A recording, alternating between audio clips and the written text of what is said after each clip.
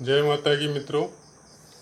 सूर्य इकाई चालू कर रखा है, तो इसके पहले का वीडियो अगर आपने नहीं सुना है तो उसको सुन लीजिए। अभी उसके आगे हम लोग चल रहे हैं। सूर्य परम उच्च होता है 10 अंश पे। अगर किसी का जन्म पत्री में सूर्य मेष राशि में है और 10 अंश पे है तो परम उच्च है, उसका पूर्ण फल मिलेगा और अच्छा फल मिलेगा। ये चीज़ आप नोट कर लीजिए, या अगर सुन रहे हैं तो अगर आपका मेमोरी अच्छा है तो आप याद रख लीजिए। 10 अंश पे अगर मेष में उच्च का होता है सूर्य, 10 अंश तक, 0 से लेके 10 अंश तक मेष में उच्च का होता है। लेकिन अगर पूर्ण 10 अंश है, पूरा 10 अंश है, तो परम उच्च होता है। और उसी का आप 180 डिग्री नीचे कर लीजिए तुला। सेम चीज़ है, तुला में 10 अंश तक नीच का होता है शनि, लेकिन अगर 10 अंश है पूरा तुला पे तो परम नीच हो जाएगा। ये चीज़ आपको ध्यान रखना है। 5, 6, 7, 8, 11, 12 ये राशियां हैं। 5 का सिंह हो गया, 6 का कन्या हो गया, 7 का तुला हो गया, 8 का वृश्चिक हो गया, 11 का कुंभ हो गया और 12 का मीन हो गया। मैंने पहले भी आपको बताया था कि राशियां अब क्रम से चलेगी, क्रम संख्या से चलेगी। आपको अलग अलग मैं नहीं बताऊंगा, मेष से लेके मीन तक आपको नंबर वाइज नोट करना पड़ेगा। तो वो नंबर से आपको देखना है कि आपका लगन, जब आपका जन्मपत्री बनाया जाता है उसमें पहला पहला भाव जो है वही लगन होता है। ये तो आपको मैंने पहले भी बताया है, उसको आप ध्यान रखिए। पहला भाव में अगर सिंह राशि है, कन्या राशि है, तुला राशि है, वृश्चिक राशि है, कुंभ राशि है और मीन राशि है, तो ये दीवाबली राशि है। दिन में बली होती है राशियाँ। और जितनी भी दीवाबली राशि है, दिन में जो बली राशियाँ हैं, आपका जन्म कभी भी हो, वो कोई मीनिंग नहीं है। ये दिन में दीवाबली राशियों में आते हैं तो इनका अधिकार सूर्य के पास है। मतलब अगर सूर्य चाहे कहीं भी बैठा हो उससे कोई मतलब नहीं है।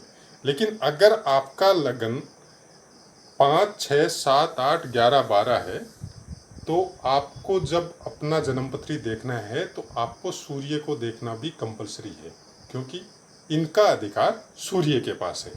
उसके बाद में सूर्य प्रधान व्यक्ति या सूर्य पित्त प्रकृति, मतलब अगर रोग में जाए, आपको कोई भी रोग हो गया और आपका सूर्य बहुत ज़्यादा इफेक्टिव है, बहुत ज़्यादा पावरफुल है, रोग स्थान में बैठा हो चाहे लगन में बैठा हो,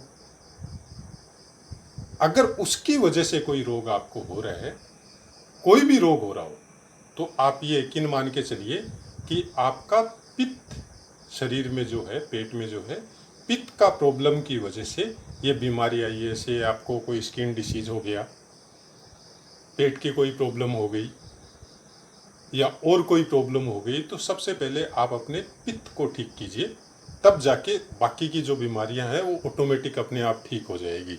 सूर्य जिनका मजबूत होता है उनकी अस्थियां बहुत मजबूत होती है, मतलब हड्डियां बहुत मजबूत होती है। तो वो आदमी दुबले पतले हो सकते हैं, कोई ज़रूरी नहीं है वो आदमी बहुत ज़्यादा हट्टे कट्टे मोटे ताजे हों, लेकिन उनकी हड्डियां बहुत मजबूत होती है। उनके शरीर पे दुबला पतला होके भी उनकी हड्डियों का वजन बहुत बेसी रहता है, हड्डियां मजबूत रहती है ऐसे आदमी की। और उसी का उल्टा कर दीजिए आप, अगर आपका सूर्य कमज़ोर है, अगर गलत जगह में बैठा है, अगर उसका अंश नहीं है, तो हड्डियों से संबंधित जितने भी रोग हैं उनका कारक सूर्य है। उस सूर्य की वजह से आपकी हड्डियों में प्रॉब्लम आएगी, हड्डियों की टीबी भी हो सकती है, हड्डियों की और कोई बीमारी भी हो सकती है। इसका कारण है सूर्य। सूर्य हमेशा दक्षिण दिशा में बली होता है। अब जन्मपत्री में आप भावों को देखिए, कौन कौन से भाव दक्षिण दिशा में हैं या कौन सी राशियां वहाँ बैठी है, तो उनमें अगर आपको सूर्य बैठा है, चाहे वो नीच का ही बैठा हो, दक्षिण दिशा में अगर सूर्य बैठा है और वो अगर नीच का भी है तो भी वो बली माना जाएगा, उसका पूर्ण फल आपको मिलेगा अगर उसका अंश है तो। ये आपको ध्यान रखना है। दक्षिण दिशा में हमेशा सूर्य बली होता है। इस कृष्ण पक्ष में ये बली है। दो पक्ष है अपने को, एक शुक्ल पक्ष है, एक कृष्ण पक्ष है। जिस जातक का जन्म कृष्ण पक्ष में होता है उसका सूर्य बलवान होता है। अगर उसका सूर्य कमजोर है तो सूर्य से संबंधित उसको बीमारी भी हो सकती है, या सूर्य से संबंधित, जैसे सूर्य जिसका मजबूत होता है वो आदमी बहुत फेमस होता है, हट्टा कट्टा होता है, उसके शरीर में रोग वगैरह बहुत कम मिलेंगे आपको, क्योंकि आत्मकारक ग्रह, लगन का भी कारक है सूर्य। अगर आपका लगन 1 से लेकर 12 तक कोई भी राशि का हो सकता है, लेकिन कारक, सपोज तुला लगन है आपका और वहां पे सूर्य बैठा है, तो अब आप जन्म पत्री दिखाने जाएंगे ज्योतिष को तो साफ ही बोल देगा आपका सूर्य नीच का है। लेकिन आपको ये समझना पड़ेगा, अगर आप मेरे से सीख रहे हैं तो कम से कम अच्छी तरीके से सीखिए और समझने का कोशिश कीजिए कि सूर्य प्रथम भाव में लगन में अगर बैठा है तो कारक होता है, चाहे वो नीच का हो, चाहे वो शत्रु की राशि में हो, चाहे वो कैसे भी हो, तो वो बली होता है वहाँ पे। तो लग्न से संबंधित जो भी चीज़ है, अगर उसका अंश अच्छा है तो आपका मस्तिष्क अच्छा रहेगा, आपकी हड्डियाँ मजबूत रहेगी। वो गलत जगह का मालिक होके बैठा है वो अलग बात है, लेकिन आपका स्वास्थ्य अच्छा रहेगा, आपका मस्तिष्क अच्छा रहेगा, आप खेलकूद में जा सकते हैं। तो उसको आपको समझना पड़ेगा। अगर आपका सूर्य लगन में बैठा है तो वो वहाँ का कारक है, और सूर्य 10म भाव का भी कारक है। अगर 10म भाव में बैठा है, गुस्सा दे सकता है आपको। कोई ज़रूरी नहीं है आप धनवान हो, लेकिन आप फेमस होंगे, अपने कर्मों के प्रति जागरूक होंगे। ऐसे आदमी जिनका 10म में सूर्य रहता है, वो उनको हम लोग अजलाई कैसे भी बोल सकते हैं कि कुल दीपक योग होता है। कुल दीपक योग का मतलब ये नहीं है कि आप कोई बहुत बड़े रिचेस्ट पर्सन या बहुत ज़्यादा फेमस हस्ती हो जाए, नहीं। कुल दीपक योग को, या उस मंगल हो चाहे सूर्य हो 10म भाव में कोई बैठा है, कुल दीपक योग का मतलब ये होता है कि जिस जगह में आप पैदा हुए उस समय उस परिवार की जो स्थिति थी, उससे आपके जन्म के बाद में उस परिवार की स्थिति उससे ग्रो करेगी। और जब आप संभालेंगे उस परिवार को, जब आप कमाने लायक होंगे, जब आप अपने कर्म क्षेत्र में उतरेंगे, तो जो पोजीशन आपको मिली है परिवार के द्वारा, आप उससे ग्रो करेंगे। चाहे 10% करो, चाहे 100% करो, चाहे 1000% करो, वो बाकी ग्रह के ऊपर डिपेंड होता है। लेकिन आप उस परिस्थिति में, जिस परिस्थिति में आप रहे या पैदा हुए, जब आपका कर्म क्षेत्र का टाइम आएगा तब आप उससे ग्रो करेंगे, डाउन नहीं जाएंगे। ये कंफर्म है। सूर्य यहाँ होने से ये फल आपको देगा ही देगा। सूर्य से संबंधित आदमी जिनका सूर्य लगन में हो, या उच्च का हो, या मित्र ग्रह में हो, या अच्छी जगह में बैठा हो, तो उसको रक्त वस्त्र, लाल वस्त्र जितने होते हैं वो ज़्यादा थोड़े पसंद आते हैं, और उनको अच्छा भी लगता है, और उनके लिए भाग्यशाली भी होता है। ग्रीष्म ऋतु सूर्य को दी गई है। कारण है कि आप देखते ही हैं कि गर्मी में सूर्य पूर्ण रूप से चमकता है और अपना पूरा ऊर्जा जो है वो पृथ्वी के ऊपर डालते रहता है, तो आदमी धूप से और से परेशान होता है।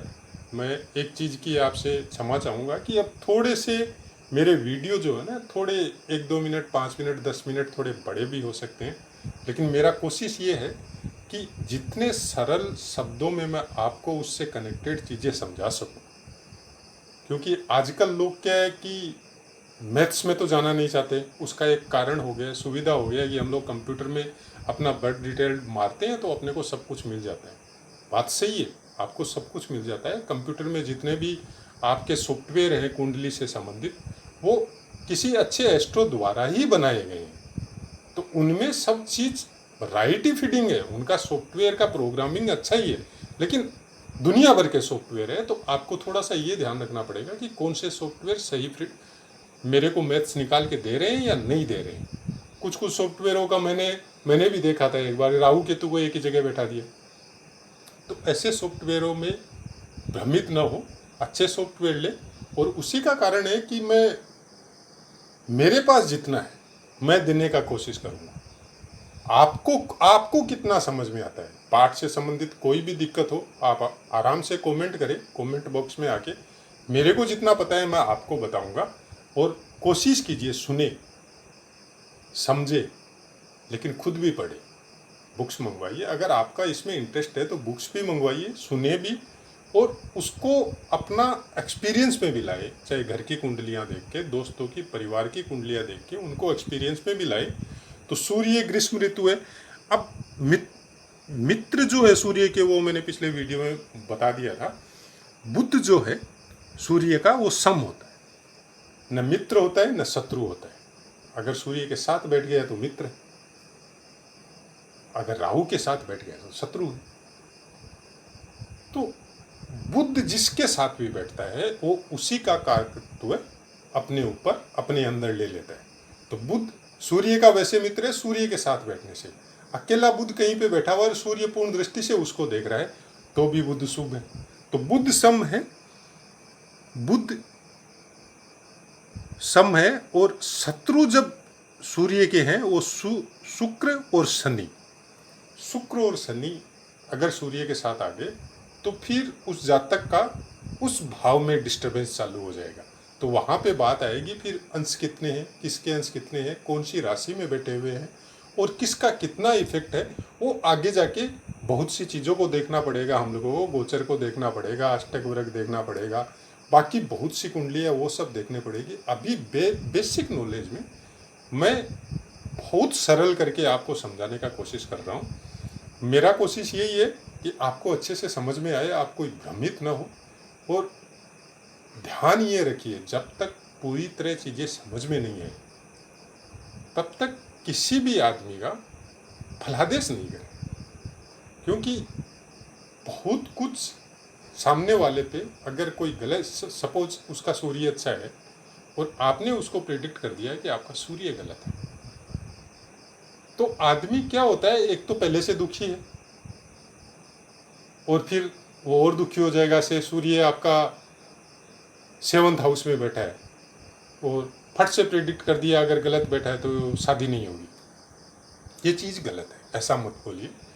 पहले खुद समझे हर चीज़ को। 7th हाउस में कहाँ पे बैठा है, 7th हाउस का कारकत्व किसके पास है, वो कहाँ बैठा है, फिर बृहस्पति कहाँ बैठा है, और अगर जेंट्स की कुंडली है तो शुक्र कहाँ बैठा है, उसका क्या बल है, वो आपको देखना पड़ेगा। सूर्य के सामने सपोज लगन में कौन बैठा है, या सूर्य लगन में बैठा है तो 7वें घर में कौन बैठा है। तो पूरी तरह समझने के बाद में आप किसी को बोले, और नहीं समझ में आ रहा है तो आप ऐसा बोल सकते हैं कि थोड़ी प्रॉब्लम आ सकती है, लेकिन बाकी चीज़ें देखनी पड़ेगी। तो खुद के समझ में नहीं आता, किसी से पूछिए, अच्छे एस्ट्रो से जुड़िए, या खुद किताबें पढ़िए, या अपना भी किताब पढ़ने से, सुनने से, प्रेजेंस ऑफ माइंड अगर आपका अच्छा है तो आपको बहुत कुछ फर्क पड़ेगा। लेकिन मेरा कहना ये है कि आप जिसका भी इष्ट का ध्यान करते हैं, नाम लेते हैं या जाप करते हैं, कोई पर्टिकुलर भगवान या पर्टिकुलर देवी देवता, मैं ऐसा कुछ नहीं बताना चाहता आपको। आप जिसका ध्यान करते हैं, आपके खानदान में, आपके समाज में या आपकी जाति में जिस भी गॉड का या भगवान का ध्यान किया जाता है, आप उसके सामने भी ये सब बातों के लिए आप उसका ध्यान कीजिए, उसका नाम लीजिए, अपना आचरण और चरित्र शुद्ध और पवित्र रखिए, तब ये विद्या आपको समझ में आ सकती है। नहीं तो आजकल के जो कंप्यूटर एस्ट्रो चल रहे हैं उसी लाइन में आप भी आ जाएंगे। तो कोशिश करें, अच्छा ज्ञान अगर प्राप्त करना है तो अच्छा बनना आपको बहुत ज़रूरी है। अच्छा बनने के लिए आपको अच्छे कर्म करना बहुत ज़रूरी है। ये ज्ञान अगर आप सोचते हैं कि मैं आईआईटी इंजीनियरिंग या आईआईटी में दाखिला ले लिया, मैं फेल तो होऊंगा नहीं, आईआईटी का इंजीनियर बन के ही निकलूंगा, वो नहीं है। वैसा कोई ज्ञान इसमें नहीं मिलता है। वो आपका अधूरा ज्ञान होगा और उससे आपका भी नुकसान होगा और जिसको प्रिडिक्ट कर रहे हैं उसका भी नुकसान होगा। तो थोड़ा डीपली समझिएगा, हर चीज़ को अच्छे से समझिएगा, और प्रिडिक्ट करने के पहले भी 10 बातों को सोचिएगा, उसके बाद में किसी को प्रिडिक्ट कीजिएगा। तो जय माता की मित्रों, आशा करता हूँ आपको समझ में आया होगा। समझ में आए तो और भी अपने दोस्तों को, अपने सर्कल में, अपने फ्रेंडशिप में बताइए जिनको इंटरेस्ट है इस विषय में। क्योंकि मेरा खाली इतना ही मोटिव है, मैं यही चाहता हूँ कि आम आदमी जिनको ज्योतिष से भय लग रहा है, जो ज्योतिष के बारे में गलत बोल रहे हैं या उनके साथ गलत हुआ है, ऐसे आप किसी ऐसे ज्योतिष के साथ फंस गए कि आपका पैसा भी लग गया और आपका कोई काम भी नहीं हुआ, तो वो चीज़ का नॉलेज अगर आपको सरल शब्दों में, सरल भाषा में अगर मिल रहा है, और मेरा कोशिश भी यही है कि सरल शब्दों में, सरल भाषा में आपको नॉलेज मिले, तो उसको लेके उसके बाद में खुद उसको सीखना और उसके आगे बढ़िए। अगर आप बोलेंगे कि इसमें और आगे हम लोगों को जाना है तो जाएंगे, लेकिन अभी शुरुआती नॉलेज है जो आपको भी समझ में आएगा, और मेरा भी कोशिश यही है कि जितना मेरे पास है मैं देने का कोशिश करूँ। जय माता की बंधुओं।